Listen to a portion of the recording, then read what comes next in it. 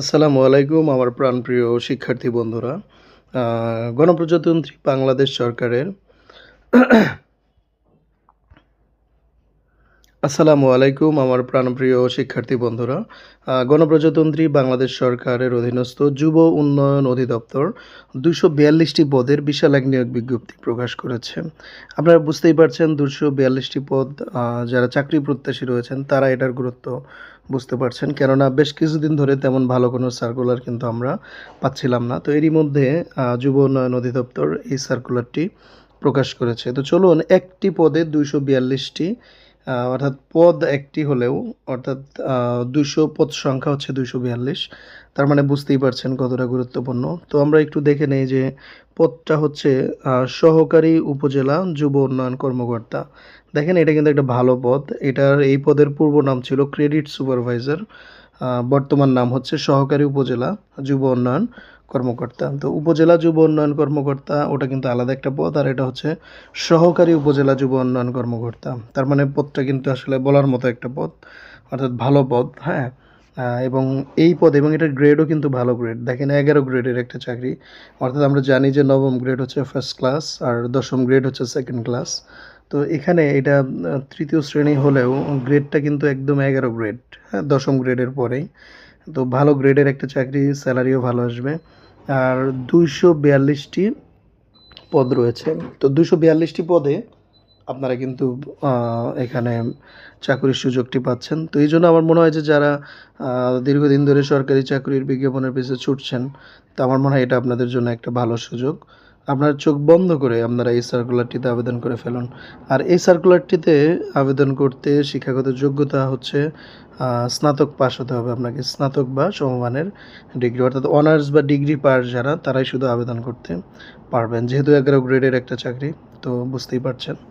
তো নিঃসন্দেহে কিন্তু এটা আমার মনে হয় যে সরকারি চাকরি প্রত্যাশীদের জন্য অনেক ভালো একটা চাকরি, এবং সমাজে আপনি এটা ভালো যেই পদটা আপনি কিন্তু বলতেও পারবেন এটা কিন্তু এই কম্পিউটার অপারেটর বা অফিস সহকারীর মতো না। 11 গ্রেডের অনেক ভালো একটা চাকরি। তো আমার মনে হয় আপনারা যারা এখনও আবেদন করেননি দ্রুত আবেদন করে ফেলুন। তো এখানে পুরো সার্কুলারটি আপনারা ভালো করে পড়বেন। আর লাস্ট ডেট কবে আবেদনের এটা অনেকে জানতে চান। আমি আপনাদেরকে দেখিয়ে দিচ্ছি যে এই পদটিতে আবেদন করা যাবে হচ্ছে, একটু ভালো করে এখানে দেখেন, হ্যাঁ, যে এই পদটিতে আবেদন শুরু হয়েছে 24/5/2026। তার মানে হচ্ছে গত মাসের মে মাসের 24 তারিখে আবেদন শুরু হয়েছে, এবং আপনারা 23/6/2026 পর্যন্ত আবেদন করা যাবে, অর্থাৎ জুন 23 তারিখ পর্যন্ত, 23শে জুন পর্যন্ত। তো আপনারা এটা চলতি মাসটা কিন্তু জুন মাস, তার মানে এই যে সামনে যে আজকে 5 তারিখ, সামনে যে 23 তারিখ রয়েছে 23 তারিখ পর্যন্ত কিন্তু আবেদনটি করতে পারবেন। তো আমার মনে হয় যে শেষ সময়ের জন্য অপেক্ষা না করে আপনার দ্রুত দ্রুত আবেদনটি করে ফেলা উচিত। কেননা শেষ সময়ে অনেক সময় সার্ভার জ্যাম থাকে বা বিজি থাকে, যার কারণে অনেকেই কিন্তু 23 তারিখে আবেদন করতে গিয়ে আবেদন করতে পারবে না। তো আমার যেটা মনে হয় যে সর্বোচ্চ 20 থেকে 21 তারিখের মধ্যেই আপনারা আবেদন করে ফেলা উচিত।